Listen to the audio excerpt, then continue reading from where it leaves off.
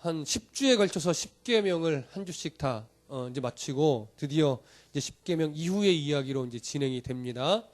여러분 10계명을 우리가 한 주 한 주 조목조목 살펴본 이유는 이제 이 다음부터 하나님이 31장에 이르기까지 계명을 주십니다.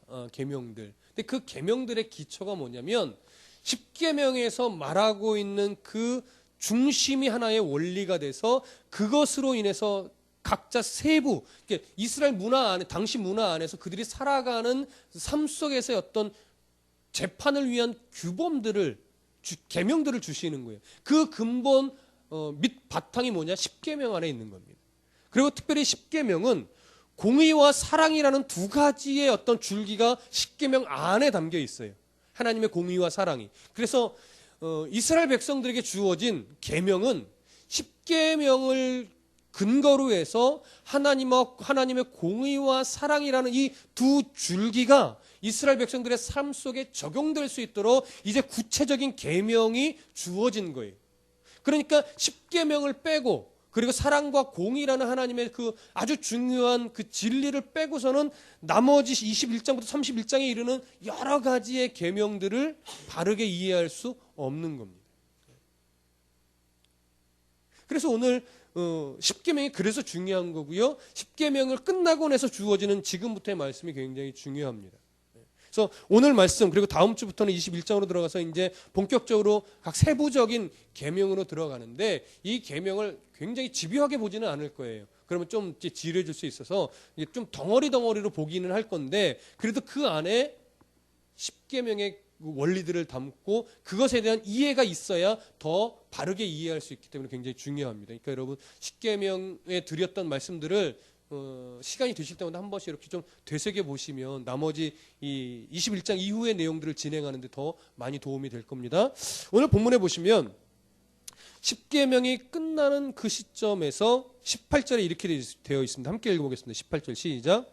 뭇 백성이 우레와 번개와 나팔 소리와 산의 연기를 본지라 그들이 볼 때에 떨며 멀리 서서. 자, 여기 보면 네 가지의 어떤 그 자연 현상이 나오죠. 우레와 번개와 나팔 소리와 산의 연기.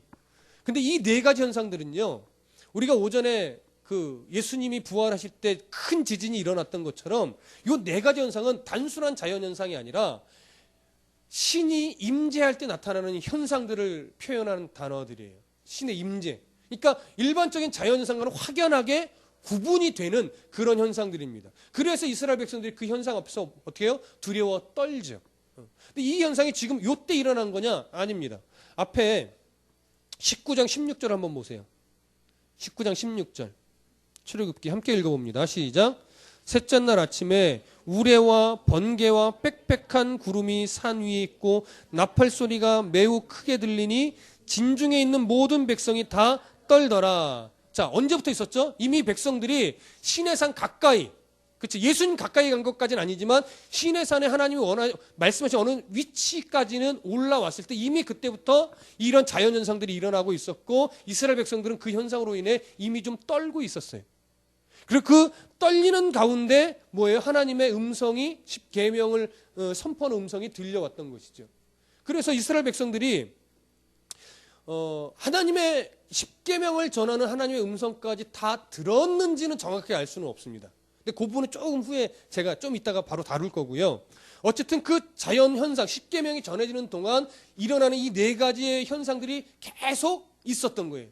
그러니까 10계명이 끝나고 나서 오늘 18절에서도 우레와 번개 나팔 소리와 산의 연기를 백성들이 본지라 그들이 볼 때에 떨며, 여기 볼 때라는 것은 과거에서부터 계속 보고 있는 거라는 얘기예요. 지금 본 게 아니라 보아왔다라고 하는 거죠. 그래서 그것으로 인해서 계속 두려워하고 떨고 있다라고 하는 거죠. 근데 재밌는 것은 여러분 창세기 15장을 한번 가보세요. 창세기 15장. 창세기 15장 17절.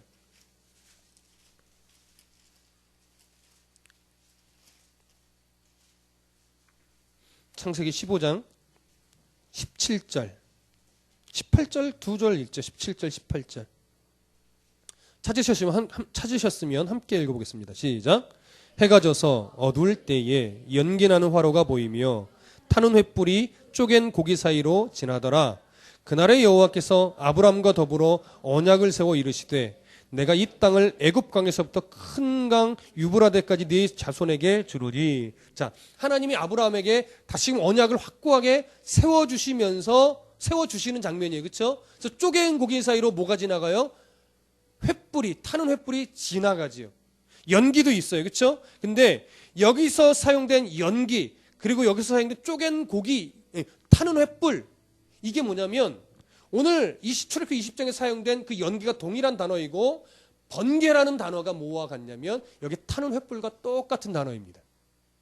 똑같은 단어예요. 그러니까 여기서는 타는 횃불이 지나갔다라고 표현했지만 오늘 출애굽기 20장에서는 타는 횃불을 뭘로 번역했어요? 번개.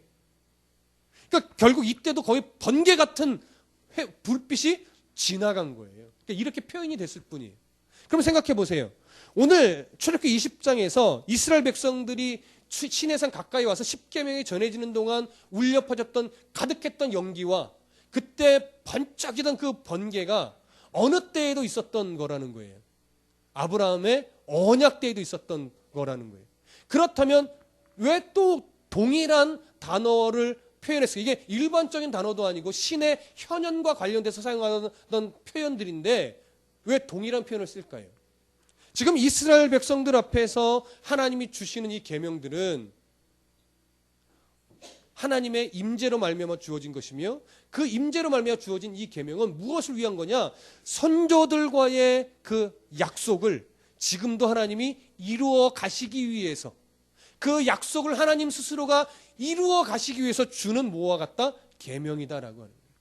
그러니까 단절되어 어느 날 뚝 떨어져서 나온 것이 아니라 하나님 이미 아브라함 때부터 주어져서 이어왔던 그 계명들, 아브라함의 하나님, 이삭의 하나님, 야곱의 하나님, 그 하나님의 계명이 끊어졌다가 다시 세워지는 것이 아니라 지금까지 계속 신실하게 지켜져 오고 그 계명을 하나님 더 구체적으로 이루기 위해서 주신 계명이라는 의미입니다. 오늘 뚝 떨어서 전혀 새롭게 뭔가 전혀 새로운 일들을 위해서 주어진 게 아니라는 거예요. 그래서 여기서도 마찬가지로 언약의 하나님이 나타나신 거예요. 언약의 하나님.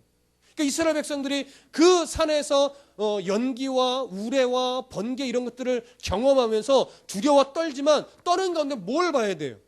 언약의 하나님, 아브라함의 하나님, 이삭의 하나님, 야곱의 하나님을 볼 수 있어야 되는 거예요. 마찬가지로 우리도 그 하나님을 여기서 발견할 수 있어야 하는 것이죠. 그래서 이스라엘 백성들이 십계명이 선포되어지는 지금 이 순간까지 이 현상들을 지켜보고 경험하고 있는 겁니다.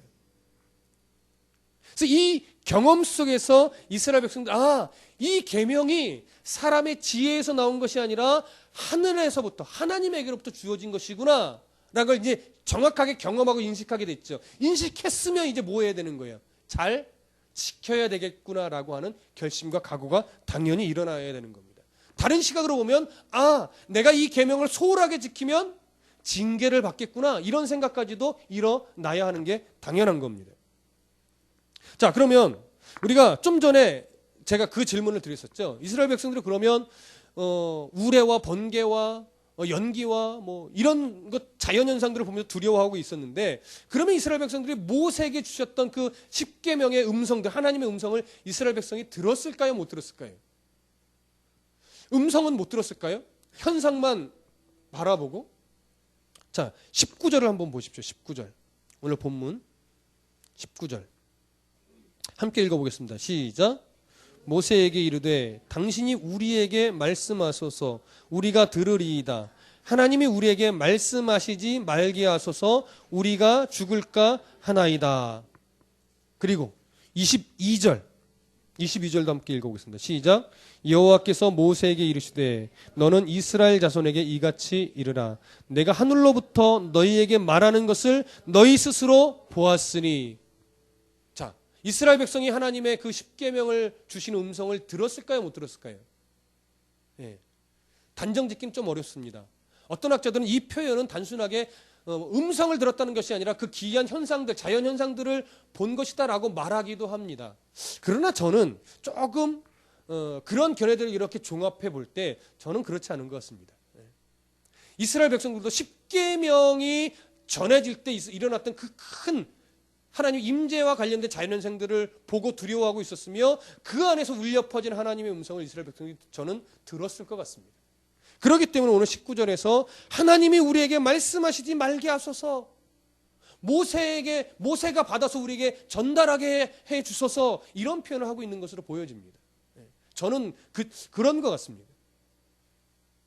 그럴 때 이스라엘 백성들은 왜 그러면 그 하나님의 임재에 관련된 그 현상들과 하나님의 음성을 직접 듣는 것을 두려워하고 있었을까요? 그게 바로 인간의 속성입니다. 인간은요, 아담의 범죄 이후로 인해서 하나님과 가까이 있는 것을 뭐하게 됐어요? 두려워하게 되었습니다. 왜냐하면 하나님은 무엇과 함께 할 수 없죠? 죄와 함께 할 수 없는 분입니다. 그러니까 인간이 하나님을 두려워하게 됐다는 것은 뭐냐면 그 속에 아직 죄의 문제가 해결되지 않았다라고 하는 거예요. 그러니까 이스라엘 백성들은 지금 하나님의 그 현상과 울려 퍼지는 음성을 감당할 수가 없었던 거죠. 그 두려움이 어떠한 모습인지는 모르겠어요. 어떠한 어떤 그 느낌으로 오는 건지는 잘 모르겠어요. 한밤에 집에 홀로 있는데 갑자기 어두워지고 번개가 칠 때 아이고 아버지 뭐 이런 두려움인지 그런 건 잘 모르겠어요. 어떤 느낌인지는. 그러나 분명한 건 이스라엘의 시내산 가까이 올랐던 모든 이스라엘 백성들이 감당하기에 너무 벅찬 그런 음성이었으면 분명합니다. 그래서 모세에게 찾아와서 19절의 말씀을 하는 거예요. 우리 함께 다시 한번 읽어보겠습니다. 19절 시작. 모세가 이르되 당신이 우리에게 말씀하소서 우리가 들으리이다. 하나님이 우리에게 말씀하시지 말게 하소서 우리가 죽을까 하나이다. 모세는 그 현상을 직접 더 가까이에서 경험하고 하나님의 음성을 더 가까이에서 들었지만 모세는 두려워했는지 잘 모르겠습니다. 처음에는 익숙해져서 안 두려운 건지 그건 잘 모르겠지만 이스라엘 백성들이 모세를 통하여 당신을 통해 우리에게 말씀하게 하소서라고 하는 것을 볼 때 이 그림은 아주 중요한 상징이 돼요. 누구를 예표하게 될까요? 모세는 결국 예수 그리스도, 우리의 중보자가 되어주시는 예수 그리스도를 상징하고 있으면 틀림이 없는 것 같습니다. 자, 그렇기 때문에 이제부터 이스라엘 백성들은 모세를 통하여 주시는 모든 말씀을 누구의 말씀으로 들을 수 있게 됐어요? 하나님의 말씀으로 들을 수 있게 됐죠. 자, 여기에는 오늘날로 좀 적용할 때 아주 분명한 전제가 있습니다, 여러분. 가끔 이 말씀을 통해서 목사님들이 목회자가 전하는 소리를 하나님의 말씀으로 들어야 됩니다 라고 말하기는 하지만 조금 위험한 얘기죠. 목사가 설교하는 소리를 하나님의 말씀으로 들어야 될 때는요, 전제가 있어요. 뭐죠? 목사가 하나님의 말씀을 전할 때 그 말씀을 하나님의 음성으로 들어야 되는 것이지, 목사가 자기 얘기하고 세상 얘기할 때 그것을 하나님의 음성으로 듣는다? 그거는 아니죠. 목회자가 말씀을 근거로 기도하며 하나님의 마음을 품고 권면하고 나눌 때 그것을 그래도 하나님이 주신 어떤 마음으로 받을 수는 있지요. 그거는 맞잖아요. 그렇죠? 그러니까 목사에게 때로는 상담하러 오는 거잖아요. 인생 경험이 부족함에도 불구하고 인생의 경험을 토대로 권면해달라는 것이 아니라 말씀을 중심으로 목사님 하나님 주신 마음으로 한번 권면해 주세요라고 와서 상담하는 거잖아요. 제가 무슨 인생 경험이 많아서 여러분들에게 상담을 해드리고 권면을 해드릴 수 있겠습니까? 그런 이유죠. 그러니까 저는 세상 경험이 부족해도 그런 차원에서는 권면을 할 수 있는 거예요. 다만 그것을 받아들이고 자기에게 적용시키는 건 자기 몫인 거죠. 그렇죠? 그러니까 강단에서 외친다고 다 목사가 하나님의 말씀을 전하는 것은 아니란 말이에요. 그러니까 모세가 하나님의 음성을 듣고 전달했을 때 그 음성이 하나님의 말씀으로 들어야 했던 것처럼 오늘날 목사들도 그래서 성경을 바르게 보고 바르게 해석해서 바르게 전해야 그 말씀을 하나님의 말씀으로 받으셔야 되는 거예요. 그러니까 목회자의 책임이 첫 번째요. 성도는 뭐예요? 분별력 있게 들어야 돼요. 그래서 제가 가끔 말씀드리잖아요. 나쁜 목사도 문제지만 어리석은 성도도 되시면 안 됩니다. 정말 지혜로운, 그래서 말씀도 많이 읽으셔야 돼요. 지혜로운 성도 되셔야 됩니다. 오늘 그 부분을 하나 좀 살펴보았고요. 20절 한번 읽어보시죠. 20절 시작. 모세가 백성에게 이르되 두려워하지 말라. 하나님의 임하심은 너희를 시험하고 너희로 경외하여 범죄하지 않게 하려 하심이라. 자, 하나님이 이렇게 임하신 데는 이유가 있다고 그러죠. 첫 번째, 너희를 시험.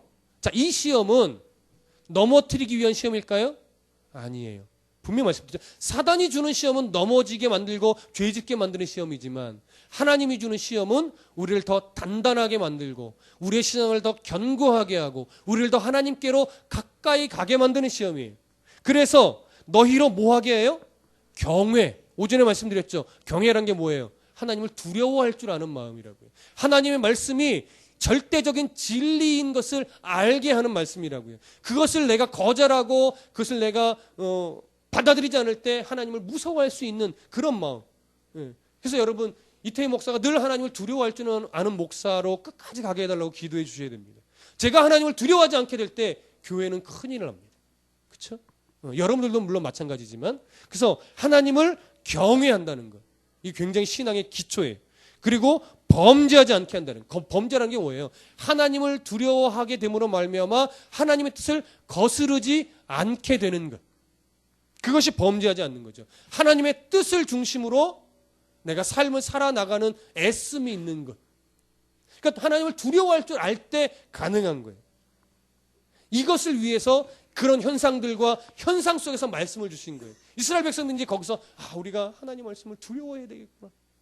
모세를 통하여 우리에게 주신 말씀을 정말 하나님의 말씀으로 알고 우리가 바르게 지켜나가야 되겠구나. 이 결심들이 이제 일어나야 되는 것이죠. 그래서 두려워하지 말라라고 하는 거예요. 하나님이 이렇게 두렵게 임한 것은 너희를 죽이기 위함이 아니다라고 하는 거예요. 이해되시죠? 자, 그리고 21절 함께 읽어보겠습니다. 시작. 백성은 멀리 서 있고 모세는 하나님이 계신 흑암으로 가까이 가니라. 자, 여기 하나님이 계신 흑암이라고 하는 것. 이 흑암은 짙게 깔린 구름을 말합니다. 짙게 깔린. 그러니까 하나님이 임하실 때 현상들 중에 하나가 구름과 함께 임하죠. 근데 가끔 예수님이 다시 오실 때 구름 타고 오시리라 뭐 이런 찬송을 우리가 부르게 되다 보니까 마치 손오공처럼 예수님이 구름 딱 타고 쫙 구름 위에 발을 대고 이렇게 날아오실 것처럼 생각이 그런 그림이 그려지지만 그런 표현이 아니라 구름과 함께 오시는 겁니다. 구름과 이렇게 휩싸여 어떻게 오시는지 모르겠어요. 구름이 쫙 드리워져 있고 그러니까 안개처럼 짙게 깔려져 있고 그 가운데서 예수님이 이렇게 나타나시는 거죠. 오늘 본문에서도 모세가 구름 가운데 짙게 깔린 구름 가운데 들어갔습니다. 왜 짙게 깔린 구름이냐? 그 구름의 이때의 그 구름의 역할은 뭐냐면 하나님 자신을 이스라엘 백성들이 바로 보지 못하도록. 왜? 바로 볼 수 없잖아요. 죄된 인간이 하나님을 바로 볼 수 없습니다. 그래서 구름에 휩싸인 그 하나님 가운데로 모세가 들어간 겁니다. 그래서 그 안에서 모세가 하나님의 음성을 또 들었을 것이고 그 순간부터 아마 그 기이한 사람이 두려워할 만큼의 현상들은 많이 축소됐을 것이고 그때부터는 하나님의 음성을 직접 듣지 못했을 것으로 성경의 어떤 흘러가는 문맥상 이해가 그렇게 되어집니다. 무슨 말씀인지 아시겠죠? 자, 이제 구체적인 말씀을 이제 모세에게만 하나님이 주시는 장면이 나옵니다. 22절 함께 읽어보겠습니다. 시작. 여호와께서 모세에게 이르시되 너는 이스라엘 자손에게 이같이 이르라. 내가 하늘로부터 너에게 말하는 것을 너희 스스로 보았으니 23절도요. 시작. 너희는 나를 비겨서 은으로나 금으로나 너희를 위하여 신상을 만들지 말고. 자, 내가 하늘로부터 너에게 말하는 것을 너희 스스로 보았으니 보았다. 충분히 경험했다 이거예요. 충분히. 하나님께서 주신 하나님 말씀을 지금 주시고 있다는 것을 너희들이 이제 충분히 경험하게 했으니 이제 모세를 통해 주는 말씀을 하나님의 말씀으로 들으라라고 하는 것이죠. 그러고 나서 주신 첫 번째가 너희는 나를 비겨서 은으로나 금으로나 너희를 위하여 신상을 만들지 말고. 무엇에 관계된 말씀이죠? 우상을 섬기지 말라, 우상을 만들지 말라는 계명과 직접적으로 연결된 계명이죠. 또 한 번 주시는 거예요. 이게 얼마나 중요한지. 자, 그러면 보세요. 조금 더 구체적으로 볼게요. 너희는 누구를 비겨서? 나를 비겨서. 뭘로 만들어요? 은으로나 금으로나 너희를 위하여 신상을 만들지 말라고 말해요. 너희를 위하여. 그러니까 나를 비겨서 금으로나 은으로나 신상을 만들지 말라는 것은 단순한 우상이 아니라 하나님의 형상을 상상하여서 하나님을 금으로 만들면 우리 하나님이 더 기뻐하시지 않겠어? 이런 거예요. 그러니까 보세요. 신이 아닌 것을 신으로 우상화하여서 섬기는 것도 범죄죠. 그런데 하나님이 그것보다 더 싫어하는 게 하나 더 있어요. 하나님을 상상하여서 하나님을 형상화하여 섬기는 것. 이것도 하나님이 굉장히 싫어하는 겁니다. 둘 다 뭐예요? 무상이에요. 그래서 그 말씀 드렸죠. 왜 하나님이 백성들에게 자신의 모습을 보여주지 않았느냐 할 때 제가 그 말씀 드렸잖아요. 인간의 속성은 하나님이 형상을 보여주시면 하나님을 섬기지 않고 하나님의 뭘 섬겨요? 형상을 섬기려고 덤벼드는 게 사람의 속성이기 때문에 그게 죄성이에요. 왜냐? 보세요. 금으로나 은으로 하나님의 형상을 비교해서 만들려고 한다고요. 왜 금이나 은일까요? 사람이 추구하는 최고의 가치가 당시 금이고 은이었기 때문에 그래요. 이 얘기는 뭐예요? 하나님의 감동을 뭘로 끌어내려고 그러는 거예요? 사람의 가치로, 사람의 열심으로, 사람의 정성으로 하나님의 마음을 끌어내려고 하는 얄팍한 종교성인 거예요. 그러니까 이 땅의 최고의 가치를 하나님께 바치면 하나님이 기뻐하시지 않겠어? 내 기도를 더 잘 들어주지 않겠어? 나를 더 강하게 해주시지 않겠어? 이런 거죠. 근데 이 하나님이 정확하게 지적하십니다. 그게 뭐예요? 누구를 위한 거라고요? 하나님을 위한 거라고요? 아니요. 너희를 위하여. 자기중심적이라는 거죠. 자기 만족과 자기 이익을 위해서 하나님을 형상화한 것이고 하나님을 형상화하여 금으로 만들어서 하나님께 바친다 이거죠. 동남아시아 지역의 불상이나 이런 거 보십시오. 태국의 에메랄드 사원 같은 거 보십시오. 그것들이 유명한 이유 중에 하나가 뭡니까? 다 금칠되어 있거든요. 다 금으로 발라져 있어요. 그리고 거기서 소원을 빌 때는요. 금종이 사잖아요. 얇은 금종이 사다가 붙여요. 붙이면서 소원을 빈다고요. 그게 뭐예요? 자기가 믿는 신에게 이 금과 같은 정성을 드리면 내 기도를 더 잘 들어주시겠지. 하나님은 말씀하세요. 그 모든 게 다 하나님을 위한 것이 아니라 자기 자신을 위한 거라고요. 근데 그런 거 안 받으신다라고 하네요. 그래서 여러분 보세요. 24절 함께 읽어보겠습니다. 시작. 내게 토단을 쌓고 그 위에 네 양과 소로 네 번제와 화목제를 드리라. 내가 내 이름을 기념하게 하는 모든 곳에서 내게 임하여 복을 주시리라. 자, 여기 보시면 우리가 정확하게 아셔야 될 게 내게 토단을 쌓고 이걸 헬라어로 번역하면요. 이게 좀 아쉬워요. 이걸 이렇게 번역하지 않았으면 더 좋았을 텐데 내게 토단을 쌓고라는 말은요. 이런 의미예요. 나를 위해 흙으로 제단을 쌓아 이런 말이에요. 뭐가 중요한 표현이에요? 나를 위해. 그러니까 하나님이 말씀하시는 거예요. 금으로 나를 상상하여 형상하여 금으로 형상을 만든 것은 너 자신을 위한 거다라고 하는 거예요. 그러나 하나님을 위한 것은 뭐냐면 땅에 있는 흙으로 제단을 쌓아 그리고 거기에 너의 양과 너의 소로 번제와 화목제를 드리고 화목제를 드리는 것으로 끝나는 것이 아니라 뭐라고요? 하나님의 이름을 기념하라는 거예요.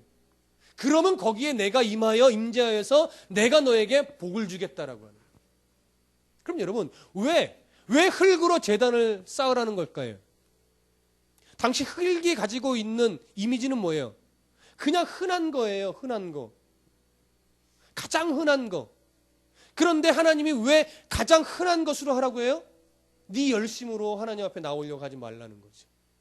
네가 삶 속에서 키우던 양과 그 소 중에 하나님 앞에 드리고 싶은 가장 정결한 것을 구분해서 하나님의 이름을 기념하며 드리면 거기에 내가 기쁘게 임재하겠다 이거예요.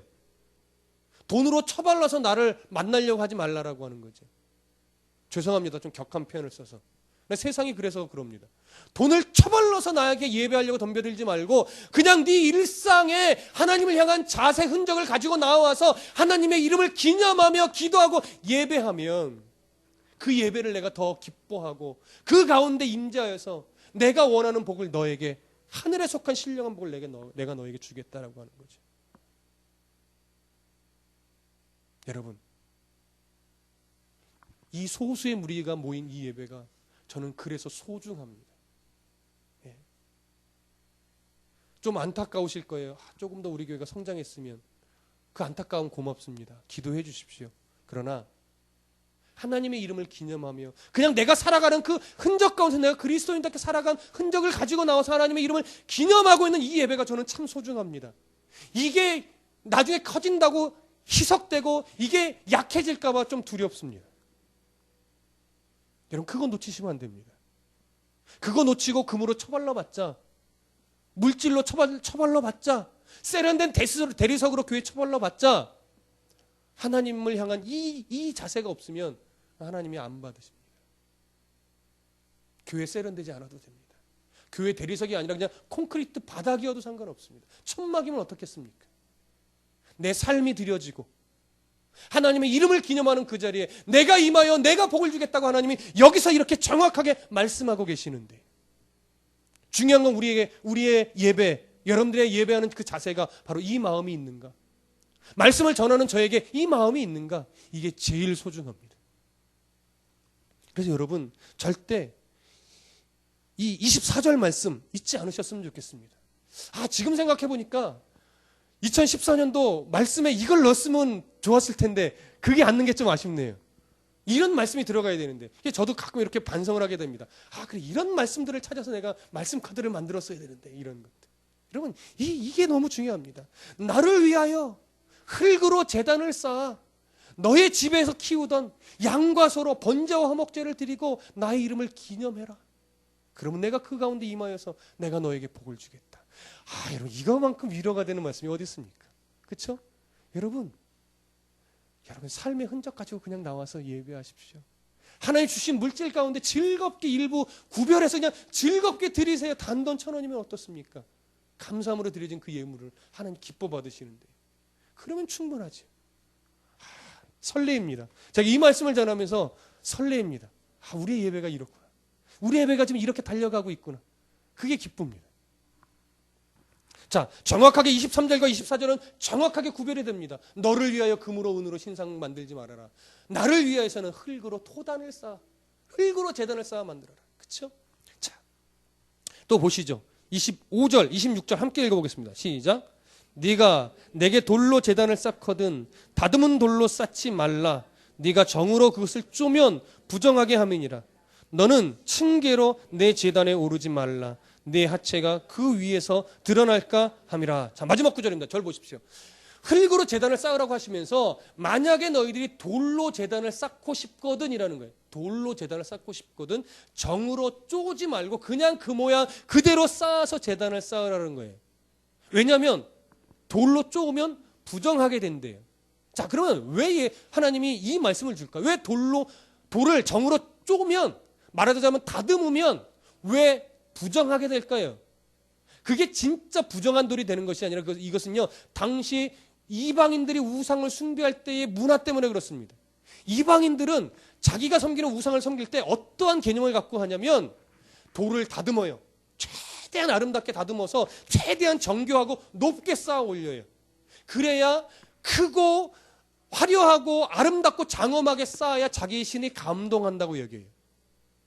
그럼 우리 하나님 그런 것으로 감동받는 분이 아니죠. 그러니까 이방인들처럼 그렇게 너의 정성으로 승부하지 말고 그냥 내가 만들어 놓은 그 돌을 그냥 그 모양대로 담아서 내게 겸손하게 예배하라는 거예요. 그리고 또 하나, 이방인들은요 당시에 그 제단 위에서 조금 더 강력한 예배, 조금 더 어떤 그 뜨겁게 여겨지는 그런 거 있잖아요. 그런 행위들, 막 감각적이고 그러니까 느껴지는 그런 제사 행위를 해야 신이 감동한다고 여겼어요. 그런데 참 안타까운 것은 그 신을 감동하게 하는 아주 감각적이고 좀 강한 종교 행위 중에 가장 절정에 치닫는 행위가 뭐냐면 성적 행위. 제단 위에서 하는 성적 행위. 그것을 통해서 신이 감동한다는 이런 말도 안 되는 사상이 있었어요. 그러니까 제단 위에서 뭐가 해요? 성적 행위들이 일어난다고요. 또 하나 더 있어요. 제사장들은요, 나체로 제사 행위를 인도하기까지 했어요. 그래야 신이 감동한다라고 하는 거죠. 그러니까 얼마나 그 우상의 문화가 지저분하고 쾌락이고 환락에 너무나 젖어 있는 거예요. 근데 문제는 뭐냐면, 이게 가장 큰 문제인데, 그런 이방인들이 더 잘 살아요. 무슨 의미인지 아시겠습니까? 그런 이방인들이 더 화려하게 살고 더 부강하게 살고 더 돈 많이 갖고 사니까 이스라엘 백성들이 뭐예요? 부러운 거예요. 왜요? 우리도 그렇게 살고 싶거든. 그러니까 하나님을 섬기는 요소 안에 그 요소를 살며시 뭐예요? 끌어오는 거예요. 그러니까 금으로 만들려고 하고 정으로 쪼아서 조금 더 화려하게 만들어서 하나님께 하면 하나님이 우리를 이방인들보다 더 부자로, 더 부강하게, 더 강력하게 만들어 주시겠지. 땅의 가치죠. 땅의 기준이죠. 하나님이 그걸 원하시지 않는데. 그러니까 자꾸 들어온단 말이에요. 그래서 하나님이 그런 이방의 문화와 풍습과 철저하게 구별시키기 위해서 흙으로 제단을 쌓아라. 돌로 제단을 쌓으려면 뭐 하지 말아라? 다듬지 말아라. 그리고 오늘 25절에 그 말씀하죠. 층계로 내 제단에 오르지 말라. 그리고 내 하체가 그 위에서 드러날까 함이라. 이 하체라는 표현을 하는 것은 자꾸 그런 거예요. 예. 아담과 하와의 범죄 이후에 하체라는 표현은요 아주 부정하고 죄된 모습과 같습니다. 근데 제단에서 자꾸 그런 거라는 거예요. 그러니까 이방인들은 그 제단을 화려하고 높게 짓다 보니까 뭐가 만들어져요? 층계가 만들어지는 거예요. 그래서 이 말씀 뭐냐면요, 돌로 만들 때는 다듬지 말고 높게 만들지 말라는 거예요. 왜? 높게 만들면 층계를 만들게 되고, 층계를 만들게 되면 당신은 속옷이 없기 때문에 하체가 뭐예요? 드러나게 되죠. 하나님이 원하시는 제사가 아니라는 거예요. 그래서 이스라엘의 제사장들의 세마포는 깁니다. 그리고 낮에는 고위라고 하는 속옷도 만들어서 하체가 보이지 않게 하기도 했어요. 그리고 이스라엘의 제단에는 가능하면 층계가 없습니다. 낮게.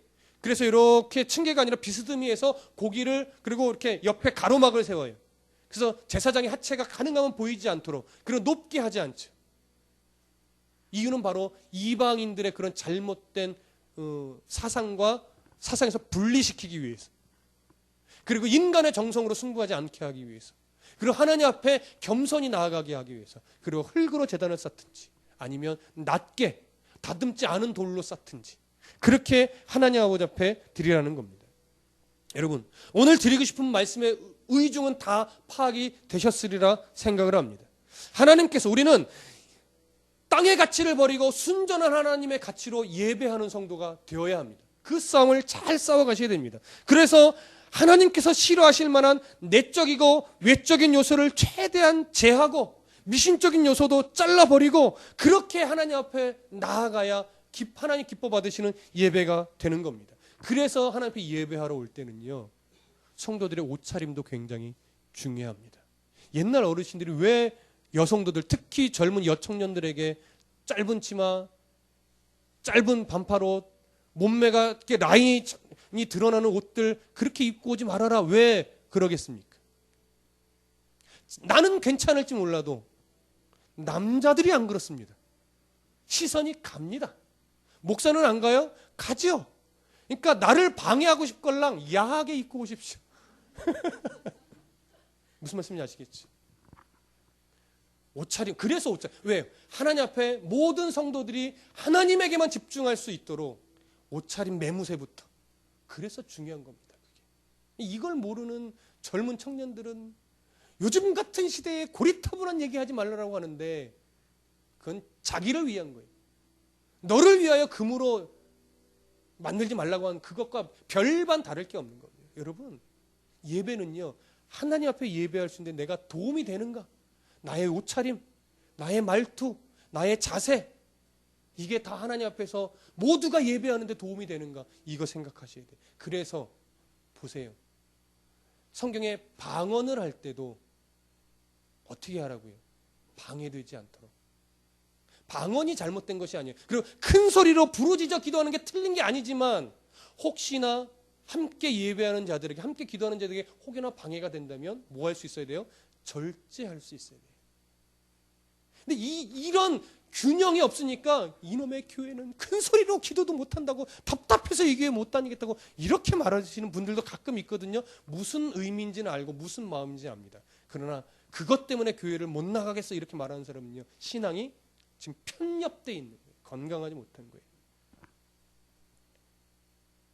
그래서 예배는 성도의 자세가 중요하고, 그리고 또한 그래서 예배는 가능하면 이벤트적인 요소를 최대한 절제해야 됩니다. 이벤트적인 요소가 틀린 게 아니에요. 오해하지 마시고요. 틀린 게 아니지만 절제해야 되는 이유가 여기에 있습니다. 왜냐하면 하나님께 집중하는데 방해가 될 수 있습니다. 도움이 되는 차원에서 하나님의 예배를 돕고 성도들이 하나님을 바라보는데 도움이 될 수 있는 수준에서 이벤트적인 요소가 가미돼야지 자칫 뭐가 돼요? 하나님이 1순위가 아니라 얼마나 세련되게, 얼마나 이벤트적으로, 얼마나 귀와 눈이 즐겁게 예배하는가, 자꾸 이런 데 초점이 맞춰져요. 그게 최근에 더 유행하고 있는 경향입니다. 악기 세션도 좀 화려하고, 막 위에 조명들도 화려하게 막. 그래서 교회가 공연장화 되어가는 모습도 있습니다. 특수 목회에서는 가능합니다. 근데 일반적인 목회에서는 위험합니다. 틀린 게 아니라 위험합니다. 그래서 교회를 꾸밀 때도요, 최대한 그것을 감안하되 최대한 절제하여서 정말 하나님을 예배하는 예배 공간답게 만들어 가야 됩니다. 이 말씀의 근거에서 여러분, 우리 모두 이 말씀을 오늘 가슴에 좀 새기고 내 안에 하나님을 예배함에 있어서 정말로 걸림돌이 되고 하나님보다 세상을 바라보게 만드는 어떤 내적이고 외적인 요소가 뭐가 있는가, 그 걸림돌을 끊어내셔야 돼요. 그래서 다듬지 않은 돌처럼 내 삶에 하나님을 향한 그 모습 그대로 나와서 하나님이 기뻐할 수 있는 예배, 하나님을 위하여 흙으로 제단을 쌓는 그런 예배가 되시는 그런 성도가 되시기를 간절히 소원합니다. 기도하겠습니다.